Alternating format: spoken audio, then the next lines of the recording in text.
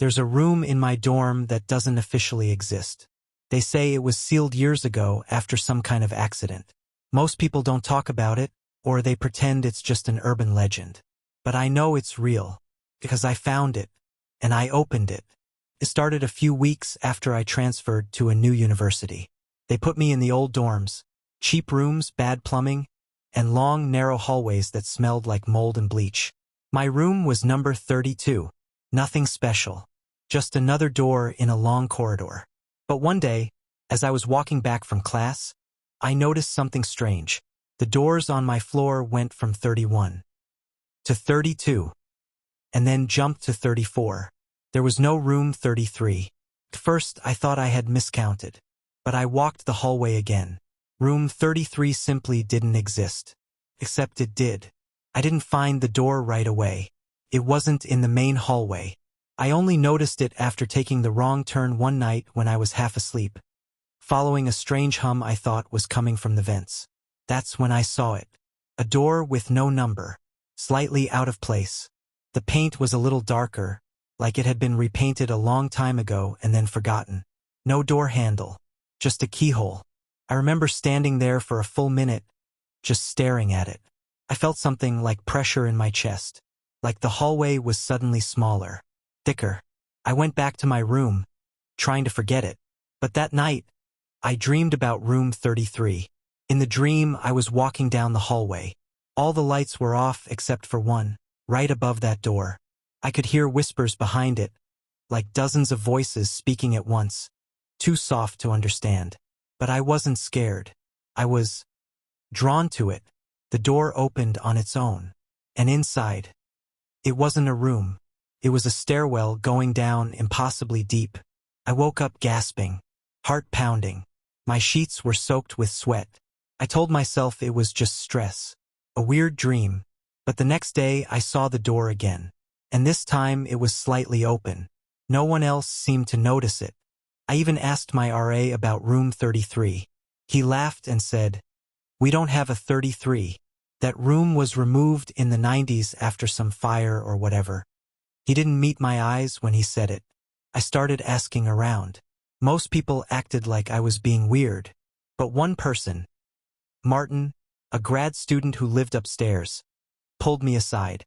"You saw it, didn't you?" he asked. I didn't have to say anything. He knew. He told me that the university had sealed off the room decades ago, that people who entered it came back different, or didn't come back at all. He told me to stay away. He didn't explain what was inside, just that it's not supposed to be open, and that if the door starts to open again, it means something is waking up. I should have listened. But 2 nights later, I brought a flashlight and went back. The door was wide open. I stepped inside, and that's when I realized the room wasn't inside the dorm anymore. It was somewhere else. It didn't feel like a room. The moment I crossed the threshold, the air changed. It was colder, denser. My breath fogged up in front of me, even though it was the middle of summer. The flashlight flickered. I turned around. The door was gone. I wasn't standing in a hallway anymore. I was standing at the top of a staircase made of black concrete, spiraling down into complete darkness. The walls were made of rough stone, covered in old, cracked tiles. Everything smelled like wet iron. I should have panicked, but instead I felt numb, like I was watching myself from a distance. Step by step, I started descending. The further I went, the more it felt like I wasn't walking into a basement, but something deeper, something older. There were no lights, just the weak beam of my flashlight, barely reaching a few feet ahead. And yet I kept walking. After maybe 10 minutes, I reached a landing. There was a door there, not like the one upstairs. This one was wooden, ancient-looking, with symbols carved into the surface. I didn't recognize them, but the moment I touched the handle, I felt them burn into my skin. The door creaked open on its own. Inside was a room, perfect square, covered in mirrors. Floor, ceiling, all 4 walls, mirrors, and standing in the middle was me, or something that looked like me. It didn't move, didn't blink. It just stood there, arms at its sides, staring at me with a smile that was slightly too wide, slightly too human. I whispered, "What are you?" And my reflection replied, perfectly mimicking my voice, "I'm what's left when you're gone." The lights went out. I woke up back in my bed. It was morning. Sunlight through the blinds. My phone was buzzing. Messages. Missed calls. But something was wrong. Everything in my room had been reversed. Posters flipped. Books backward. Desk on the opposite side. Even the text on my phone screen mirrored.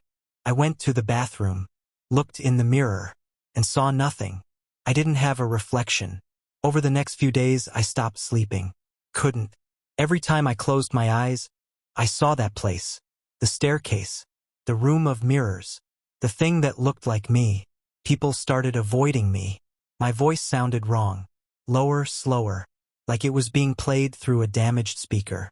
And I kept finding cracks. Tiny fractures on surfaces. My desk. My window. Even my phone screen. And behind the cracks, I saw glimpses of something else. Something watching me. One night, I got a message from Martin. It just said, "It's inside you now. Don't let it fully replace you." I called him. No answer. The next day, his dorm room was empty. No sign he had ever lived there. Not even in the records. That night, the whispers started again. From behind the walls. Under the bed. Inside the mirrorless bathroom. They didn't use words. Just sounds that felt like pulling, stretching, something trying to crawl into my thoughts and make a nest. I locked the door. I turned off all the lights. And still I saw it. In the corner of my eye. Always standing just behind me. Waiting. I tried to leave the campus. Packed a bag, grabbed my passport, and took the bus to the nearest train station. But when I stepped off, I was back in front of my dorm. I blinked, looked around.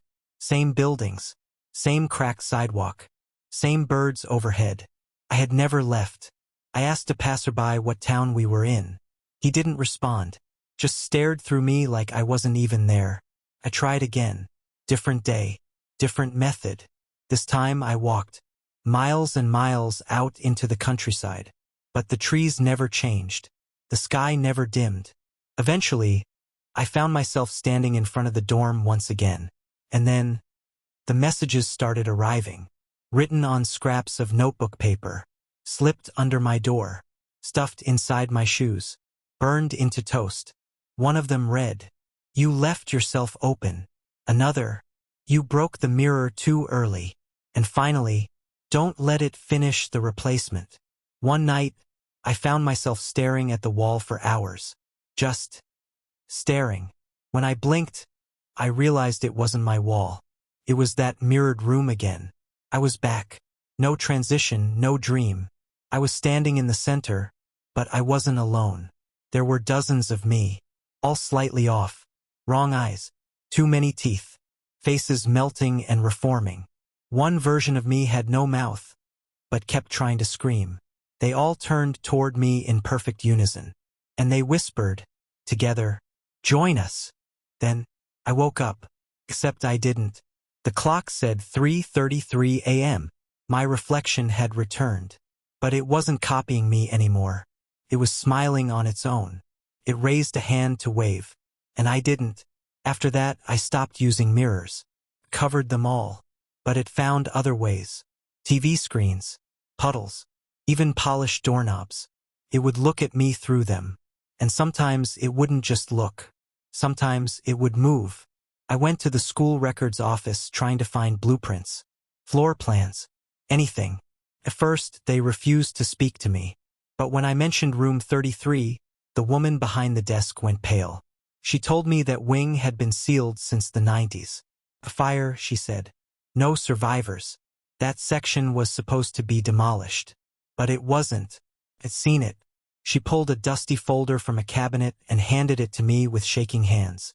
Inside were faded photographs, police reports, names of students who had gone missing. Each report had a final note written in red ink. Believed to have entered room 33. I don't know what's real anymore. I found an old Polaroid on my desk this morning. It showed me, standing in front of the mirror, smiling, but I never took it. and my hands were reversed, like they'd been mirrored. It was getting worse. Couldn't sleep. Not because of fear anymore, because something was watching me from the inside. Sometimes, I'd hear whispers coming from my own mouth while I slept. Not dreams. Recordings. One night, I placed my phone beside me and hit record. In the morning, the file was 3 hours and 33 minutes long. I pressed play. It was my voice, but I was speaking in reverse. Nonsensical sounds, clicks, guttural syllables. But buried under the layers was a sentence in perfect English. Soon you'll wake up inside. I tried to destroy the mirror in my room, smashed it with a hammer, but the pieces still reflected. Each shard showed a different version of me. One crying, one rotting, one laughing so hard its mouth tore open down to its throat. I swept the pieces into a bag and threw them out in the woods. But that night the mirror was back, whole again, and wet. That day I tried something drastic. I went back to the sealed wing, broke through the rotted wooden barrier. The air was different there. Still, cold, electric. My flashlight flickered with every step. Then, I saw the door. Room 33. Shouldn't have been there. It wasn't there the last time. But now it stood clear and waiting. No number.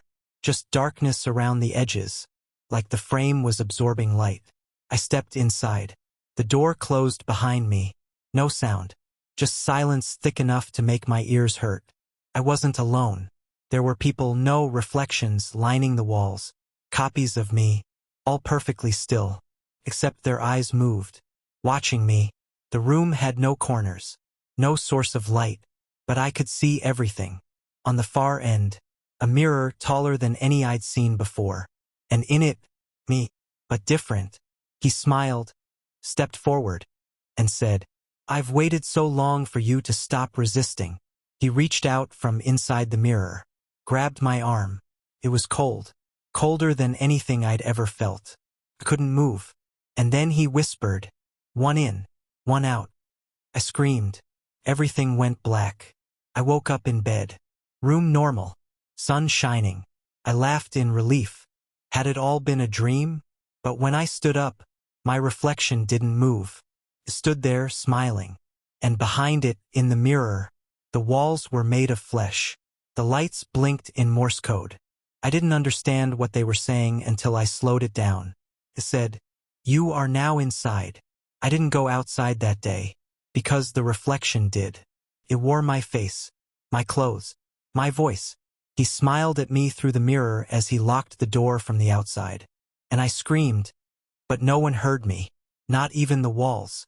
Because here, in this version, there are no walls, only mirrors, infinite, each reflecting a different version of me. Some normal, some screaming. One version had no eyes. Another banged its head against glass, over and over, smiling wider every time. I counted the reflections. There were 33, one for each version that had been absorbed. And now I was the 34th. Trapped.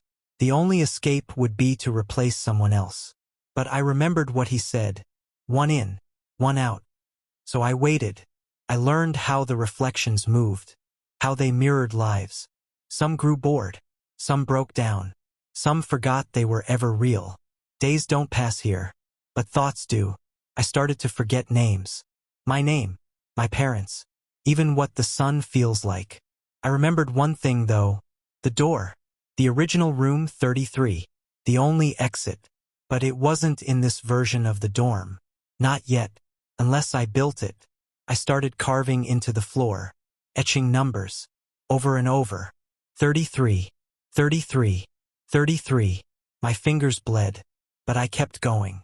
Eventually, the floor gave way, and beneath it, darkness. Moving, breathing, waiting. I jumped. When I woke up, I was back, in my room, everything normal again, or so I thought. I reached for my phone. It was missing. I checked the mirror. My reflection didn't match my movements. It just stood there, smiling. Then it raised its hand and began to write something on the inside of the glass. "Not you." I backed away, looked around. Everything looked normal but felt wrong. There were 33 lights on the ceiling. My calendar had 33 days. My laptop had a file titled, "You Will Tell This Story," and it was open, recording. I scrolled. It had everything, word for word. Even this moment now, even these thoughts. I wasn't thinking, I was being read. By someone else. By you. You're reading this. You're still here. Which means, you saw the door too. Maybe you didn't notice it. A shadow in a hallway. A reflection that didn't sink. But it's there. Room 33 is always there. Waiting for someone to tell its story. So it can become real again. And now you know it. You've read too far. And if you stop now, you take my place. Because remember, one in, one out. Do not look into any mirror tonight. And whatever you do, don't count the lights on your ceiling. Because if you find 33, it's already begun.